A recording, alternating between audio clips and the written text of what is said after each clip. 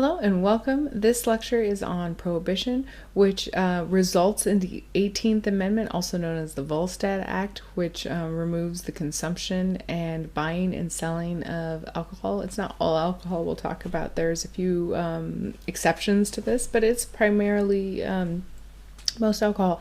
This actually goes back further than we tend to think. It goes all the way back to the inception of the United States and prior, actually, to in different colonies there was exclusion or buying and selling alcohol in some places, particularly in Pennsylvania, as well as other places as well.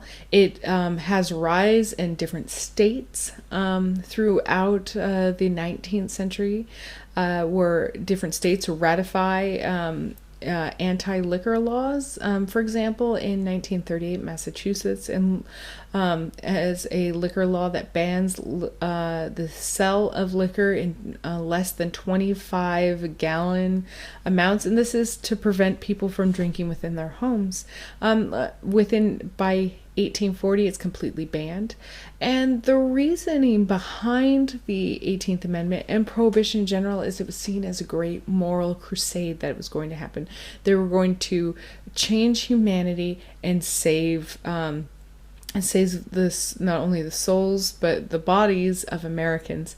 The rest of the world views this as largely insane and pointless, because they're like, no, people have been drinking since the dawn of time, which is true. We have fermentation practices dating to pre-civilizations where we have found some things. So it is a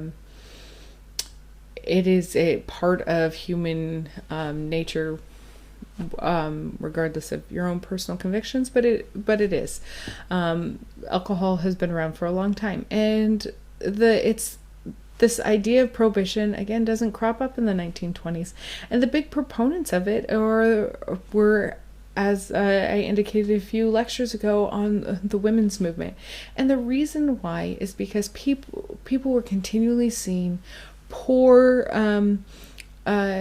destitute people who were spending entire paychecks on alcohol and leaving their families to starve, or completely abandoning their families to starve. So it was seen as a moral crusade for women's rights to support prohibition, because a lot of women either were abandoned or had domestic violence that occurred against them, either verbally or physically, sometimes sexually as well. And so the idea of, if you got away from alcohol, that a lot of the problems in the United States would be solved.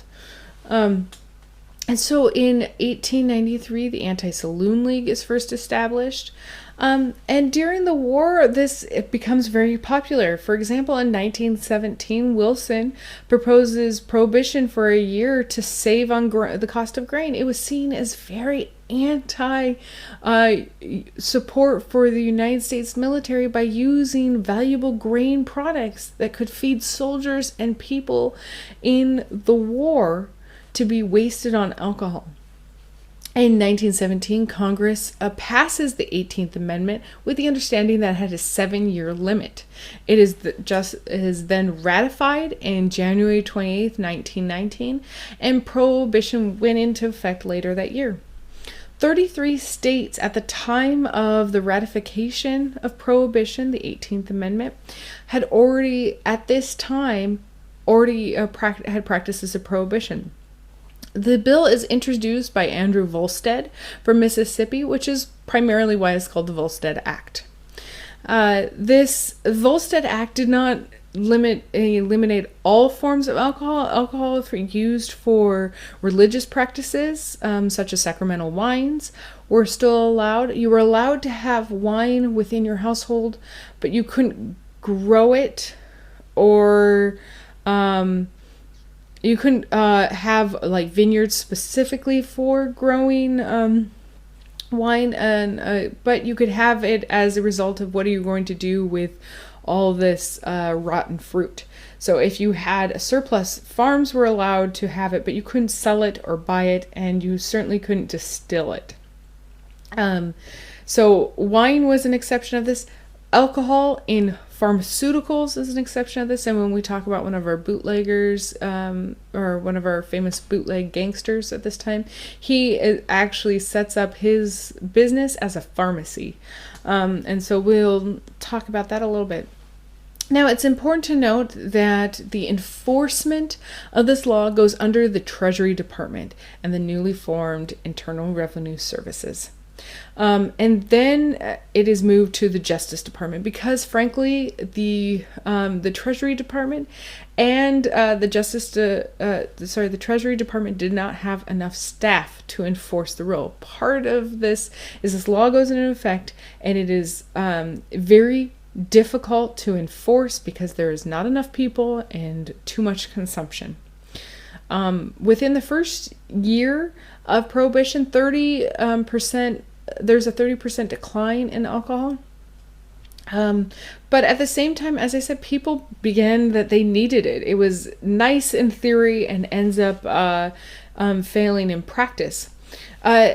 As response to the lead up of the Prohibition, a whole bunch of former breweries, and it's important to note that a lot of these laws affect breweries, and this is partially because most of the breweries in the United States prior to World War I and were German breweries. If you look at Pabst or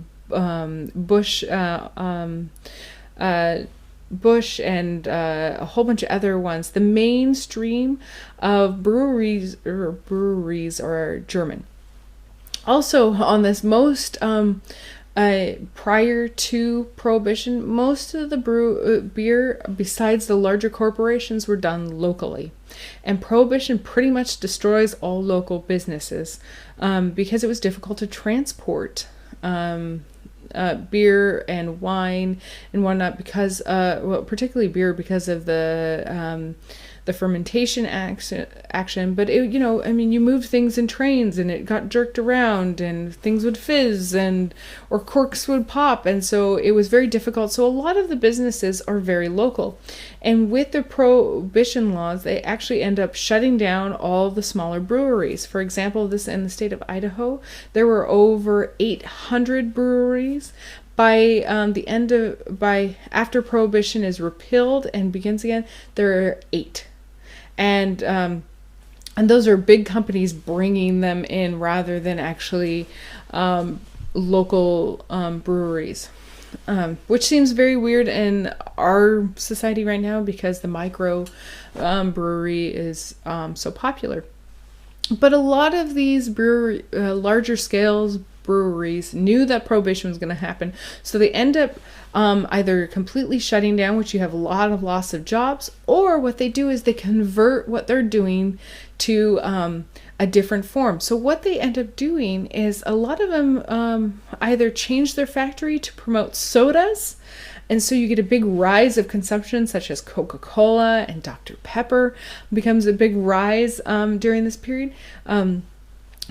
Or they change it to near beer, and near beer has a less than the legal limit of minimum alcohol percentage to allow it to sail under the Volstead Act. So there's a lot of near beer associations. Bars at this time, some of them, particularly under the guise of the Salvation Army, turn real bars into buttermilk bars. And this was this thinking that people would just go out for recreation and drink buttermilk. So there's a big promotion of drinking buttermilk. People like the Salvation Army and other pro-prohibition organizations are saying, look at all the time we're going to have without the demon of drink. You're going to have more people going to movie theaters. You're going to have more people doing art. You're going to have people not breaking the law. Well, as we see later, this is not the case. You have everyday citizens that come out and break the law. And out of this, you get a kind of glamorized criminality that comes about this, and this is the formation of various gangs and mob bosses in many ways. For example, like Al Capone earned more than $60 million from the sales and from speakeasies at the time. That is an incredible amount of money for the time. $60 million is fantastical. And, he actually isn't caught for prohibition. He's caught from tax evasion. And that was kind of one of the restraints of the Treasury Department, is that they couldn't get people so much on violating the law as much as they could get it for not paying taxes. A lot of these mob bosses end up earning millions of dollars that are all tax-free. And as we saw in the Gilded Age, how upsetting that was for the average citizen.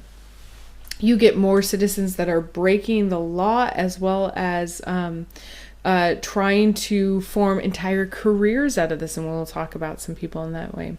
You get the formation of speakeasies. These are bars that you had to have secret codes or your secret knocks or secret passwords and to get in. For example, in a town that I used to live in, which was very small, it was about 29,000, they had former speakeasies that they turned into apartments, and there's like over 20 apartments that are on the mainstream block that were former speakeasies from this time.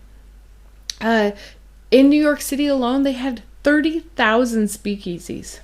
You have terminology that comes out of this time, like the Blind Pig, which is dive bars at this time that would attract animals, the pigs, to come in and receive complimentary drinks. And one of the leading proponents of the prohibition, besides the women's movement, is actually the KKK, because it was seen that it was going against the Bible and also going against this morality. And if they could support it, if they could get more people who were pro-prohibition to support their cause, that they could do different functions away from it and go against the Catholics and the Jews, as well as African Americans and minorities in general.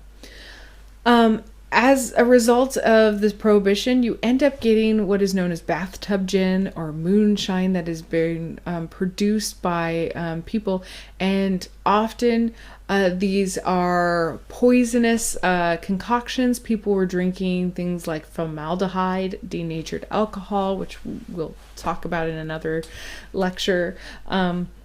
People were trying to manufacture different forms of alcohol, which actually didn't do very well, and this results in a lot of poisonings. And when we talk about the lecture in medicine a little bit, we'll talk about denatured alcohol and the mass deaths that are associated with that. And as a part of this poor, reduced alcohol that you're getting, is you get the rise of cocktails. And cocktails were originally started to mask the flavor of this terrible alcohol. The first 2 years of Prohibition, people drank actually pretty well because there was a stockpile. People knew the law was coming in effect, so they would stockpile. So they would have like champagne and like hidden and whatnot. And then as Prohibition progresses, because it runs from 1919 all the way to 1933, that you have the less and less likely of getting good alcohol unless you could pay for it a lot. Canada actually becomes very wealthy at this time. I mean, from many reasons, but also because of the sale of liquor into the United States. You had people known as rum runners and bootleggers. Now, the term bootlegger, interesting enough, comes from pre-colonial times, and it's when people would literally hide alcohol in their boots, in the heel of their boots. They would hide flasks and stuff, and so that's why they're known as bootleggers, or in false limbs. That was very common for when you have any anti-liquor laws, is people to hide alcohol in their false limbs. You had people that would tape alcohol to their bodies. And one of the reasons women began wearing loose-fitting clothes without corsets, besides showing that they didn't need corsets, was because you could actually hide liquor on yourself. For the younger generation, you had garters that instead of just holding up your stockings, you could also put a flask there. Women were routinely searched in these raids. There were raids against average citizens that happened during this time, where massive amounts of alcohol was just poured down the streets. Sometimes people were were arrested for this. Often, if you were of an upper class, you could afford a lot of this better liquor. You would go to Cuba or to other places, or go into international waters to buy this alcohol. And one of the things Al Capone notes is that, hey, look, I may be this criminal, I am buying this alcohol, but I am selling it to some of the most prominent people. I'm selling it to the mayor, to senators, to all these other people. In fact, at one point, you get FDR, who says, oh, right after the implementation of prohibition, that, oh, what America needs now more than ever is a drink. Also, at this time, you have supporters of the 18th Amendment and prohibitionists really want to they want to even remove the accounts of alcohol within the Bible. That's how extreme some of these people were. You have people who are in violation of prohibition, and there were pro-prohibitionists who really believe that punishments should be very different in the United States, that people should be branded or whipped or sterilized or tattooed, or forbidden to marry or excluded from church, or a concentration camp in the Aleutian Islands, or placed in bottle-shaped cages, or had to swallow 2 ounces of castor oil. So there is like a lot of this, like, hey, we're seeing people are violating this, let's have extreme punishments for this. However, the law was to get rid of, in the poor societies, to get rid of alcohol in this physical abuse. But what ends up happening is you have so much violence that occurs during this time. You have people who are drinking antifreeze that they believe if you soak bread in it, it would be filtered, and they're not, and they're killed as a result. Prohibition ended up having, by its repeal in 1933, in the city of Chicago alone, there was 800 gangsters that had been killed in bootlegging related shootings. You have only 3,000 federal prohibition agents who are supposed to be going around doing this. So they end up hiring out to vigilantes, as well as trying to get local police to help enforce it. And some of the local police were corrupt, because you have the bootleggers who are willing to pay the money at this time. And as this is going on with the speakeasies, you have the speakeasies are a perfect opportunity for this new, often forbidden form of music known as jazz. You have, at first in the South, black musicians such as Louis Armstrong and stuff, who begins by playing in brothels and other places. It was very kind of seedy music, but as you know, this is going on, people are beginning to hear this music. It is seen as innovative and challenging. And as I said in the introduction, there are people that cross racial divides to play this music. For example, there's a famous meeting between Bix Beiderbecke, who's a famous trumpet player, and Louis Armstrong, where they sat down and they play together. Unfortunately, we don't have any recordings of this, but they wanted to play no matter what. And so some of the speakeasies begin to become not segregated anymore. You have these are known as black and tans and speakeasies, and they allow anyone to happen. You have people who are dancing with other people, cross racial ties, and particularly in the North, less in the South, but it still happens. You have these different jazz musicians who are just hired to go around and hit different speakeasies. You have certain clubs that are rise of this, like the Cotton Club and whatnot, that are known speakeasies that are there that would constantly be raided.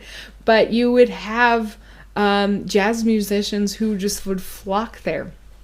The Harlem Renaissance, which is a African American movement within the newly formed Harlem, that you have so many clubs and whatnot that are in this this renaissance of the best jazz musicians, and they would come and play not only in Chicago and New Orleans and New York and around the area, but the Harlem Renaissance had a lot of footing within Harlem. It was in African American communities. You also have great forms of art that happens with picture art, and poster art becomes very avant-garde. You have Art Deco that comes out of this period, which deals with a lot of metals and shapes, geometric shapes that are coming out of this.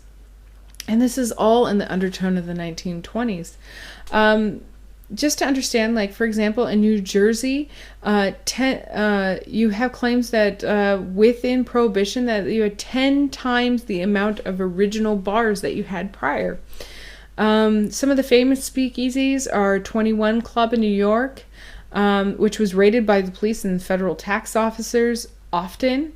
But they didn't realize that they had a secret cellar that housed over 2,000 cases of alcohol that disappeared with a revolving bar. So you get these great technologies of just how to hide all the speakeasies. If you've ever seen Some Like It Hot with Marilyn Monroe and Jack Lemmon and Tony Curtis, which is a fantastic movie, it's all about the speakeasies, that they have revolving doors, they have gangs they're coming about. It's all about them trying to hide from a gang during Prohibition time, and they're musicians who have to dress, the men have to dress as women to get away from the gangsters, and like crazy things happen as a result.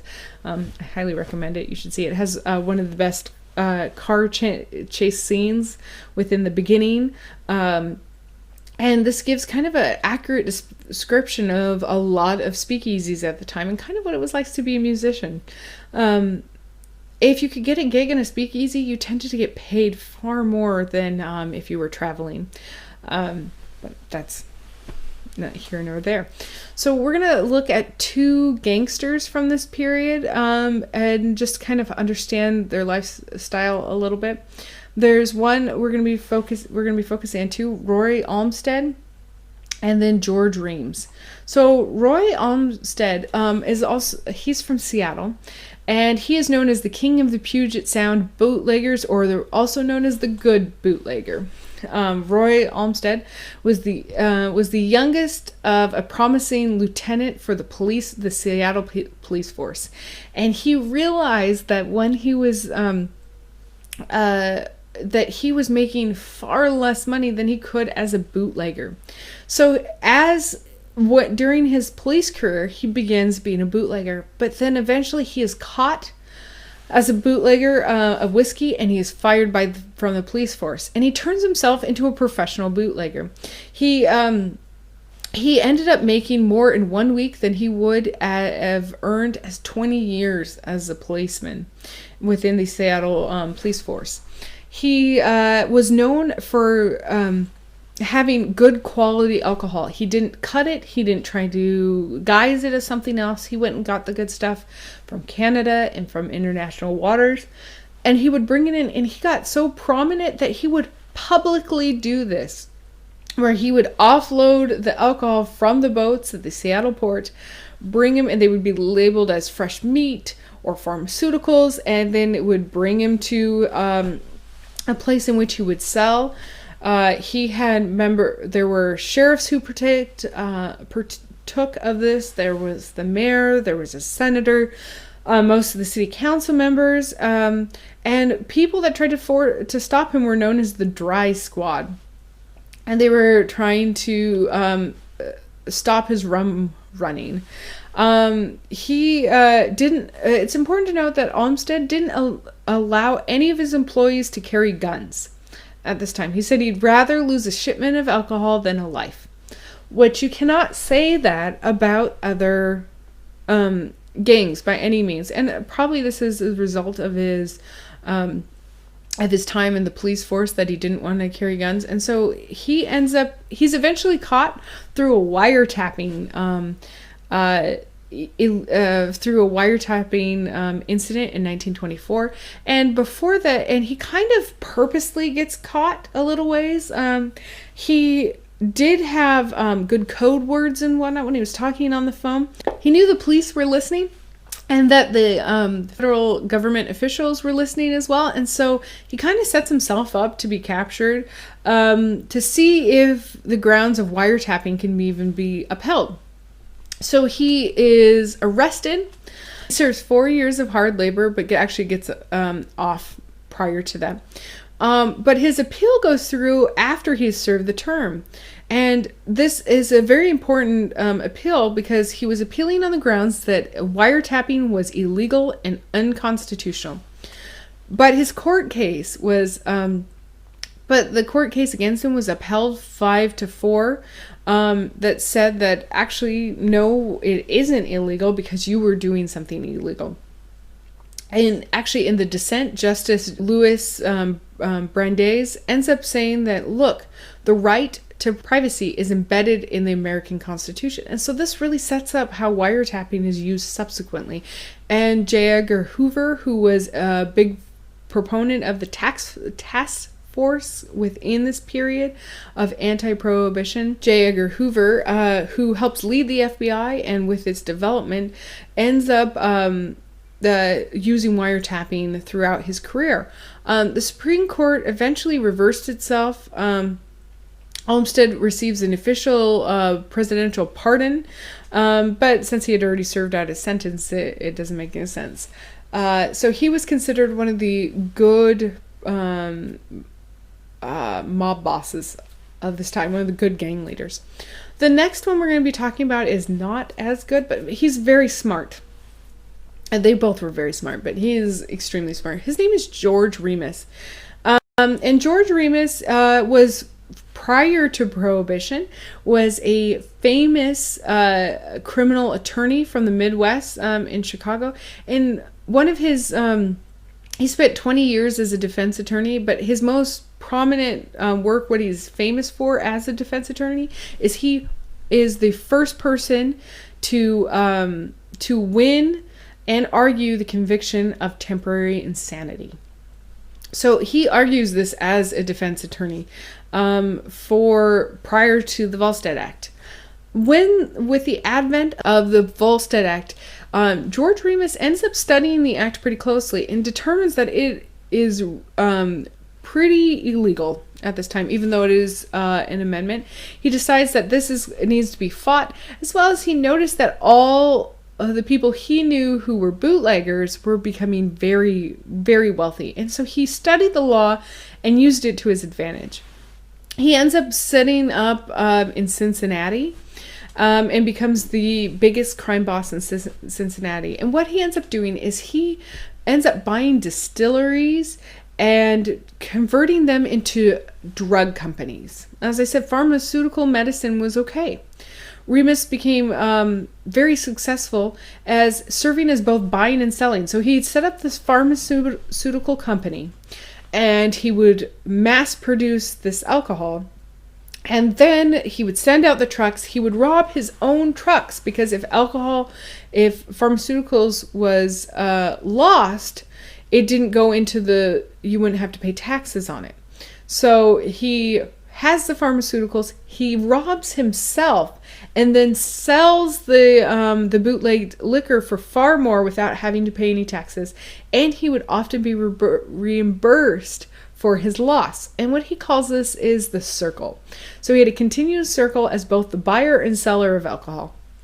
Remus, at one point, gets up to 3,000 employees working 3 shifts a day and doing millions of dollars of business per year.